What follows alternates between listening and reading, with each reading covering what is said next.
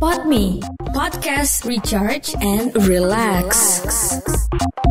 Yo, balik lagi bareng gue Koms di Jackson. Kali ini kita udah kehadiran teman-teman yang berlahiran Pang kali bang ya. Iya, Bang. Ini dia Kemstay. Halo guys. Kalau gue dengar Kemstay ini satu yang terlintas Argentina kali bang ya. Bisa. Iya. bisa. Soal bagaimana lo sempet pengen saat itu hampir keluar tuh ya hampir. ke Argentina sorry Iya. ya.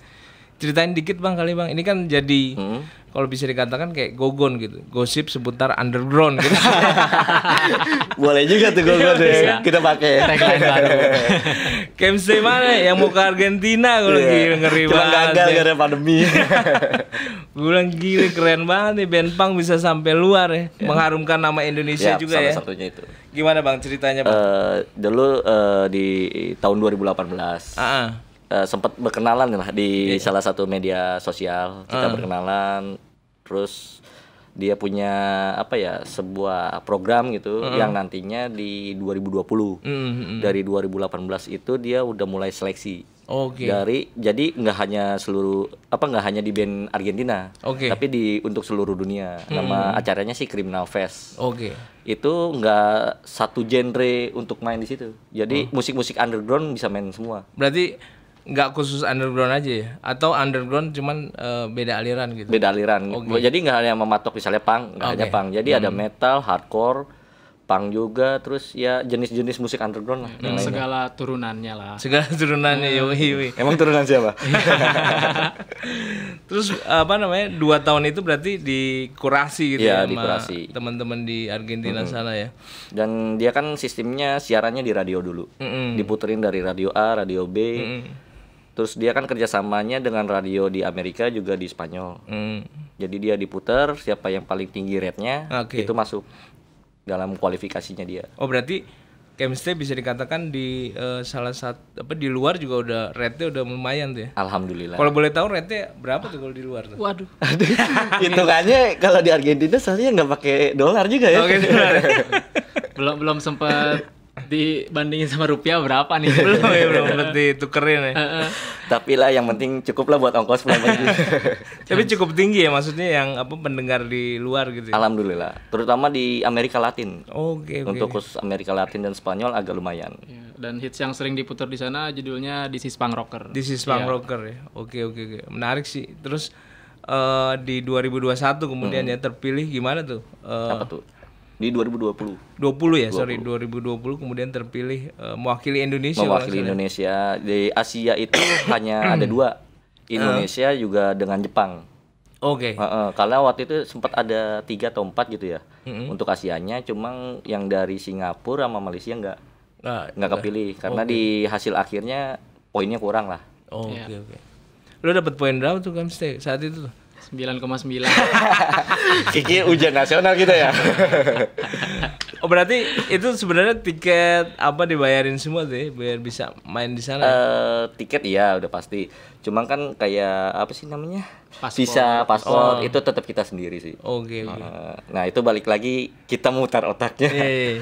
Dan alhamdulillah untuk pandemi. Iya. Kita ketolong pandemi. Jadi udah bikin visa dan paspor. Iya. Berarti pandemi saat itu nggak memungkinkan juga ya buat teman-teman Kemstay untuk kemudian tampil di sana ya. Iya. Karena kan sulitnya untuk akses kita keluar pada saat tahun itu kan lagi high-nya juga corona tuh. Jadi kita untuk keluar pun agak susah kan. Jadi mereka juga punya solusi ya. Jadi kita buat video yang bener-bener kayak live di panggung, cuma disiarin di sana. Oke. Modelnya kayak band apa sih yang pakai gambar itu tuh? Ada band luar negeri tuh. Lupa Godzilla Gojira. Iya itu. Godzilla. Yang kartun-kartun doang Iya. aja. Oh berarti kayak gitu. Oh, berarti di sana diputerin juga berarti. Tetap diputerin. Festivalnya jadi berarti di sana. Festival tetap berjalan. Oh, oke. Terus saat ini juga masih komunikasi gitu dengan teman-teman. Bahkan jadi lebih luas. Jadi kenal temannya dia kesini, temen dia kesini. Jadi jaringan secara langsung sampai sekarang lebih luas lagi juga di sana. Ngeri banget ya. Iya. Lu jaringannya udah bukan nasional lagi. Al-Qaeda. Jaringannya udah internasional ya. Jadi kita main apa sih nih? Jaringan internasional. Oke, salut sih maksud gua. Ya, makanya ada orang kadang gini Bang Kom. Kok pertemanan lu banyakan orang bule sih ketimbang orang Indonesia? Iya. Nah, itu efek dari kita bermain di luar itu, orang luar lebih memahami sih. Iya. Gitu aja. Nggak ada lagi orang yang menanyakan apakah misalnya punk ini masih untuk saat ini masih bisa didengerin gitu. Enggak ya.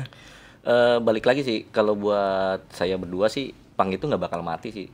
Selamanya selagi punk itu bisa ada di jiwa, ya itu punk bakal terus hidup. Iya, karena yang kita ambil bukan dari luarnya tapi dalamnya, esensinya segala apapun bentuk punk, kamu yakin akan sesuatu apapun ya kamu bisa dikategorikan sebagai punk gitu. Wih, luar biasa nih. Ya, Pokoknya do what you want ya. do what you want, do what you can pokoknya. Penasarannya gue gini Jo, sama lu juga apa? Kenapa punk gitu? Kenapa lu kemudian jatuh cinta kali ya? Itu waduh perjalanannya panjang juga ya. Panjang juga tuh ya. Ya, gue awal basic sih bukan punk. Oke. Zaman-zaman SMP lah. SMP gue masih main metal-metalan, Slipknot, Sepultura, dan lain-lainnya dah. Ketika gue SMP, gue punya abang nih. Lu ngapain sih musik gegraukan lu dengerin? Padahal dia dengerinnya awalnya gegraukan juga. Akhirnya ya udah dikenalin lah musik punk kayak Ramon, Sex Pistols. Bahkan di kuping gue, ih apaan sih ini musik gak nyaman. Cuma lama-lama karena belajar nih dari artinya ini, oh tentang ini. Akhirnya mulai sedikit-sedikit suka. Gue cari tahu base di Jakarta di mana, dan akhirnya gue bertemu dengan anak-anak YO, Young Offender, wih mantep, Om Ondi ya, dan lain-lainnya, ya. Desta dan lain-lainnya dah. Dan akhirnya dari situlah ya udah ini punk gitu. Jadi nggak menuntut harus dengan rambut mohak ataupun ya sepatu bootsnya, cuma ya dari hati sih buat gue. Dari situ. Kalau lu gimana? Sama ya? Basicnya bukan anak punk gitu loh. Dari SMP justru senengnya musik yang slow kayak Michael Jackson. Oh iya, lu berarti bisa joget-joget tuh gitu loh. Dulu pernah suruh tampil di panggung kelulusan waktu SD tuh. Seneng Michael Jackson, kayak Alpha Blondy, metal-metalan juga lebih ke lingkungan karena gue dari Sukabumi, di sana kan metalnya kenceng banget kan. Jadi hampir kayak punya Om, punya Uwa, mereka pasti metal-metalan. Yang satu ada dari keluarga lain, paman juga, tapi dia lebih ke horror punk kayak Misfits, Marilyn Manson, kayak gitu kan. Nah dari situ kenal, oh ternyata ini musik punk. Didalami juga sama kayak Bang Jojo juga, didalami dari nggak cuma dari musiknya, dari liriknya, dari pergerakan tiap band yang dilakukan seperti apa. Terus oh ya udah, gue kayaknya nemu jiwa gue di sini nih. Ya udahlah, makin mendalami kan. Saat kita tahu sesuatu, kita kan makin jadi ingin tahu nih. Betul. Akhirnya dapatlah nilai, wah yang bisa gue serap. Ya udah gue jalanin di sini, ya terbentuklah seperti ini. Jadi awalnya coba-coba, duluan ketagihan ya. Gamestay juga kan udah ngeluarin album ya. Alhamdulillah di 2000 kalau nggak salah 19. EP 2017 ya. 19 di albumnya 19 karena Uber EP itu waktu 2018 kan ada Weekend Battle. Kita coba harus sampai titik itu dulu, dan alhamdulillah juga di Weekend Battle 50 besar. 2018 itu ya, kita masukin materi EP kita, didengar sama Weekend Battle, dari DC akhirnya masuk ke nominasi di 50 besar. Alhamdulillahnya sih. Luar biasa sih ini, prestasi banget ya. Lu punk yang berprestasi menurut gue. Nice. Pokoknya ya di sekolah gitu ya. Udah murid nomor 1 cuy. Enggak lah, duduknya nggak di belakang ya. Dia di tengah kita.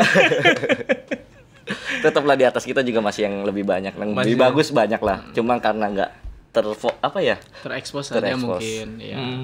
Next apa nih? Maksud gua kayak kemarin kan kita juga di Skena Punk juga Turtle Junior sempat tur ke Inggris ya. Ini mengharumkan nama Indonesia juga kan. Kira-kira di Gamestay sendiri ada gak perjalanan gue kayaknya harus keluar nih, kayaknya harus ikutin jejak beberapa teman-teman yang senior gitu. Kalau itu sih target masuk dalam plan Gamestay buat nanti 1 atau 2 tahun ke depan, kita harus jangan di Argentina aja, maksudnya ke yang lain, misalnya kayak US ataupun Jerman. Maksudnya ya sambil mencari link lah untuk sana. Lebih ke Eropa ya.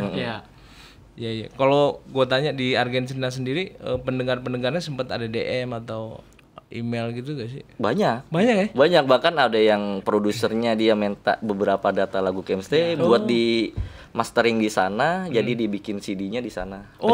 Ada penjualan kita yang di sana juga. Oh, luar biasa tuh ya. Itu berapa banyak tuh? Dijual di si Argentina? Hitungannya dia kayak label indie lah. Jadi dia minta bahannya kita, terus dia bikin CD-nya yang dari kita udah mastering, dia tinggal bentuk. Jadi mereka tinggal jual, misalnya coba dulu nih 10. Oke. 10 laris, naikin lagu 20. Naikin terus, akhirnya ya itu dari situ. Terus pergerakan skena di tanah air sendiri gimana nih kalau Camstay? Gue lihat juga kemarin kan sempat beberapa kali nih Jawa Barat kayaknya jadi titik ya. Jadi titik Camstay untuk main nih kan. Basis masa terbesarnya kayaknya di Jawa Barat nih gue lihat ya. Silakan. Band Jakarta ya, kalau bisa disebut nih band Jakarta atau band? Kita sih udah nyebutnya band Indonesia sih. Indonesia ya. Karena kan ya dari Argentina itu nggak enak aja kalau dibilang kita band Jakarta, band Surabaya apa band mana, udahlah kita Indonesia aja. Ya. Dan untuk pergerakan skena punk yang tadi Om Koms pertanyakan ya itu tadi awalnya kan kita emang di Jakarta kan, gerilya di Jakarta, cuman kan nggak mau di situ-situ aja gitu loh. Kita mau keluar, mau nyari zona nyaman yang lain lah, bukan keluar dari zona nyaman ya, nyari zona zaman yang lain bahasanya seperti itu. Ya kita coba nih pasar Sukabumi ini kan, teman-teman juga alhamdulillah respon di sana bagus gitu. Pertama kita singgah di sana, kita perkenalan di sana, sampai perform, sampai akhirnya sampai sekarang membesar, basisnya semakin besar, semakin dikenal juga, banyak ajakan untuk main di sana juga kan. Ya udah alhamdulillah merembet juga tuh. Kalau ke beberapa dari Jawa Barat kayak Bandung dan lain-lain emang udah ada koneksi di sana. Kan udah sempet beberapa kali main juga ya. Harapan kami sih bisa lebih membesar lagi, Jawa Barat, Jawa Tengah, Jawa Timur sampai ke ujung timur sana. Insyaallah. Papua dong. Ya. Ujung timur Papua. Yang nonton pakai koteka. Tapi Papua lumayan banyak juga tuh skena situ ada lah di sana juga sempat ada. Artinya memang bakal ada rencana tour juga nih di Nusantara ya. Insya Allah kalau ada yang mensponsori. Jadi silahkan kawan-kawan. Terkendala. Plan mah banyak gitu. Banyak. Program udah siap kami libas semua lah pokoknya. Cuma kalau yang deket kita mau agenda launching single tentang Bumi Kita Jaga. Oh, single terbaru ya? Single terbaru. Iya. Itu kapan tuh? Insya Allah sih 16 Oktober bulan depan. Di mana? Sukabumi juga ya? Oke. Itu kalau boleh cerita sedikit kali ya tentang apa tuh? Bumi Kita Jaga. Dirimu yang bikin lirik, saya yang menerjemahkannya. Kebetulan kan saya juga sendiri yang nulis lirik kan. Kalau dari basic, kenapa dasarnya itu? Karena saya sendiri kan dari SMA udah punya awareness lebih soal lingkungan daripada kawan-kawan yang lain kan, terutama dari kebiasaan-kebiasaan kecil. Dari SMA itu udah mulai nyari koneksi, kemana sih pecinta lingkungan, kemana sih komunitas-komunitas pecinta lingkungan dan lain-lain itu kan. Setelah lulus SMA pernah sampai sekarang sih udah gabung juga di salah satu komunitas lingkungan di Kota Sukabumi kan. Jadi atas dasar itu juga ya udahlah coba bikin lirik, wadahnya ada kan. Saya ada di KMC juga, saya bikin lirik tulis, kasih lempar ke Bang Jajo. Intinya sih esensi dari lagu itu satu menggambarkan keresahan kita soal kondisi alam saat ini, soal konflik-konflik agrarianya serta isu-isu lingkungan yang lainnya juga kan. Nah, satu sisi juga menggambarkan bagaimana ini loh alam kita bagus loh, gitu loh. Kita nggak bisa buat alam ini jadi lebih baik, tapi setidaknya jangan bikin lebih rusak gitu loh. Artinya menjaga gitu ya. Menjaga lebih baik daripada mengobati. Iya. Jadi jangan sampai yang udah kayak gini, jangan lu bikin tambah rusak lah. Ya udah, lu jaga jangan sampai lebih rusak lagi gitu. Mungkin sulit untuk bikin lebih diperbaiki kan. Jadi esensinya sih seperti itu, dan alhamdulillah responnya juga teman-teman baik banget gitu loh. Dan kita juga sempat main beberapa bulan kemarin di peringatan Hari Hutan Indonesia kan, di Hutan Kota Kemayoran. Itu pesertanya yang hadir audiens serta publikasinya seluruh Indonesia juga, alhamdulillah. Seperti itu. Ya memang Bang sangat khas sendiri dengan lirik-lirik yang kritis ya. Kritis. Benar-benar itu salah satunya di lagu itu ya. Iya.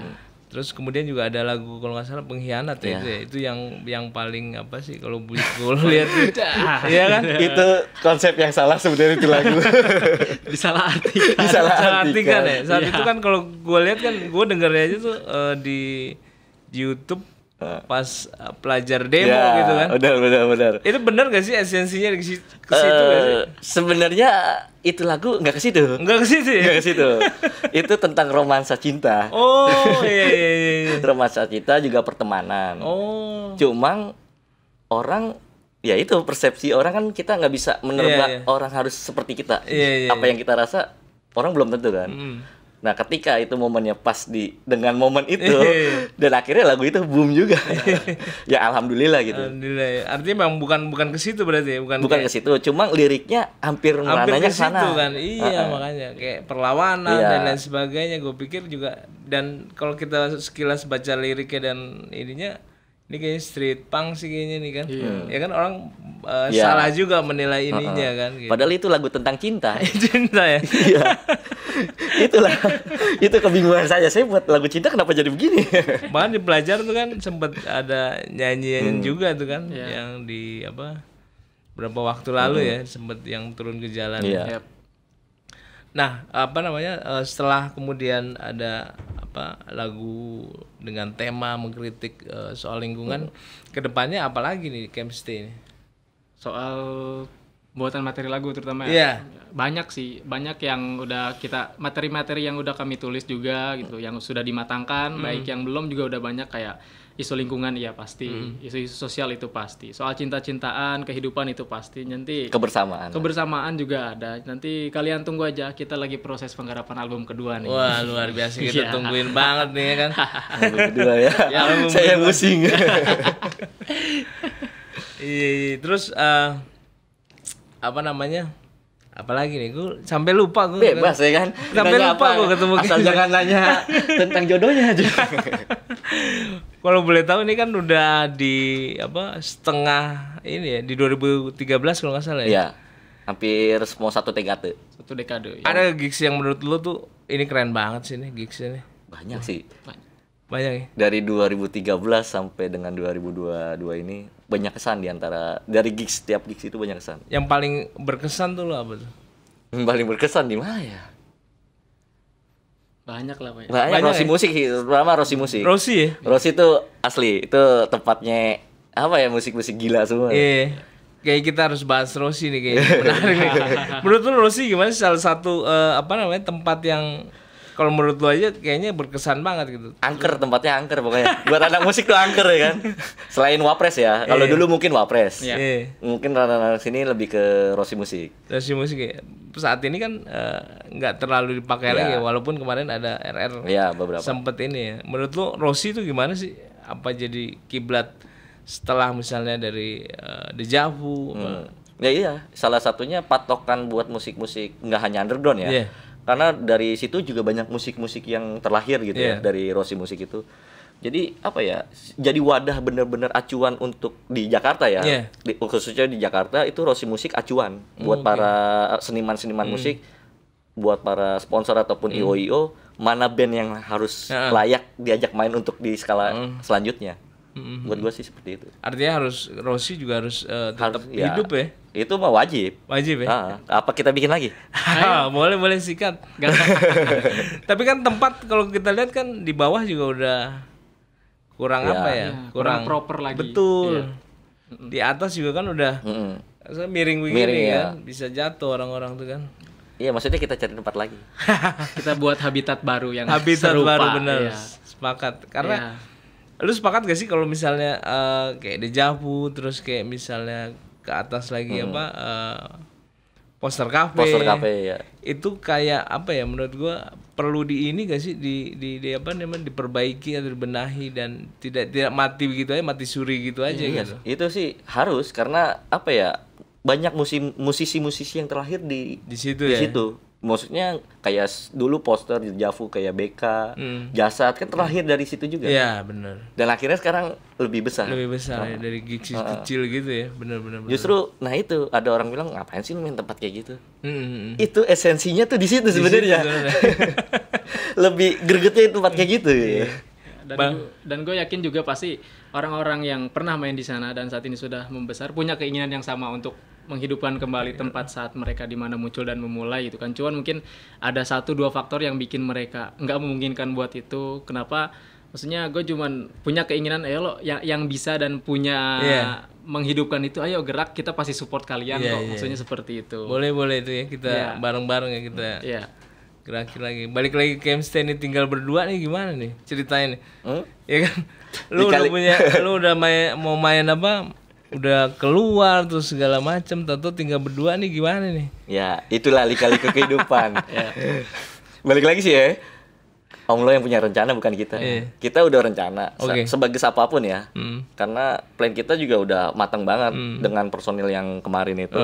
Ya balik lagi, Om lo punya rencana yang terbaik buat kita. Ya udah. Kita mah ikhlas aja menjalaninya. Ya sih. Maksimalkan yang ada saja. Berarti kalau main nih audisional. Atau enggak mau mencari personil tetap biar chemistry-nya dapet nih kan kayak. Kalau itu iya ya. Tapi kita sambil berjalan. Dilihat misalnya pakai A, pakai B, pakai C. Paket apa lagi? Panas apa paket dingin? Di KFC apa Mac? Ya, itu kita lihat kalau emang salah satu dari mereka dapat nih, apa sih ya? Bukan karakter ya, apa sih apanya dik ya namanya? Misi, komitmen tanggung jawab dan komitmen sih terutama. Ya, ayo gitu. Kita bakal jadiin dia tetap. Kalau boleh tahu nih apa sih teman-teman Kemstay yang lain yang ngundurin diri kali ya? Kebanyakan sih ya kerjaan sih. Kerjaan ya. Karena ya balik lagi kita berdua pengangguran. Everyday Sunday for Kemstay. Kemstay. Ini kan menarik nih sebenarnya ngebahas soal bagaimana musisi, apalagi musik-musik di luar arus utama ya, kemudian bisa bertahan dan kemudian bisa apalagi kayak lo bisa keluar dan lain sebagainya. Terus di satu sisi juga kita harus punya tanggung jawab nih bagaimana masa depan dan lain sebagainya. Ngebaginya tuh gimana tuh lo tuh? Dari sebelah kiri saya. Silakan. Kalau saya gimana ya? Kalau saya pribadi sih jalanin aja apa yang udah ada. Masalah rezeki itu udah yang di atas lah, ngatur lah. Maksudnya kita hidup, bahkan binatang pun udah ada rezekinya buat makan, buat segalanya. Jadi kenapa lu harus takut? Lu kan punya Tuhan. Tinggal lu gimana ibadah lu kepada Tuhan lu.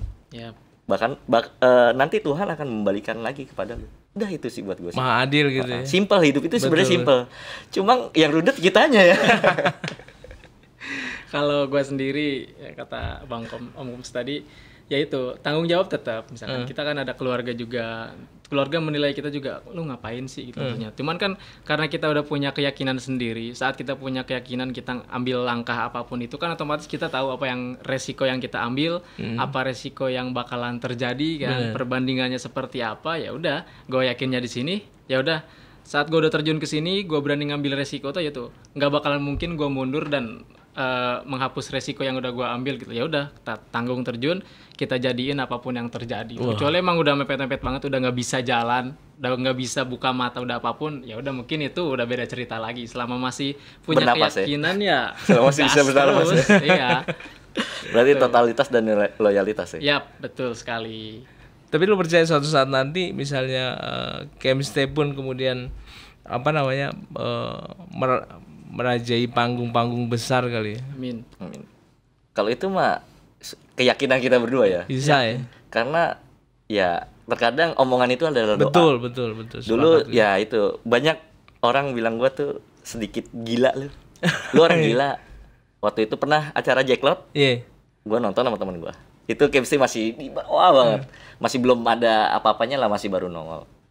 Nonton Rosemary di panggung utama Jacklot di Senayan. Gue bilang, tahun depan gue manggung di panggung utamanya Jacklot. Ya bang, gue gak percaya, susah masuk Jacklot. Begitu tahun depan, akhirnya gue main di panggung utama Jacklot. Luar biasa. Itulah omongan doa. Di PRJ juga sama, gue harus main di PRJ. Gue harus main ke luar negeri, nah itu. Akhirnya sampai ke Argentina. Gue harus main di DC musik kita, di Global TV. Akhirnya kesampean juga. Karena ya itu, balik lagi, omongan itu kan doa. Betul. Seluruhnya, nggak hanya manusia yang dengar ya, seluruh tumbuhan atau alam pun, tembok pun akan mendoakan itu. Ya, apa yang kita yakini ya pasti terjadilah. Karena contohnya juga banyak ya, musisi-musisi yang memang di luar arus utama kemudian bisa konsisten saat ini dan bisa mendunia kali ya. Kita lihat kalau di Indonesia aja kan beberapa banyak juga ya. Iya, banyak.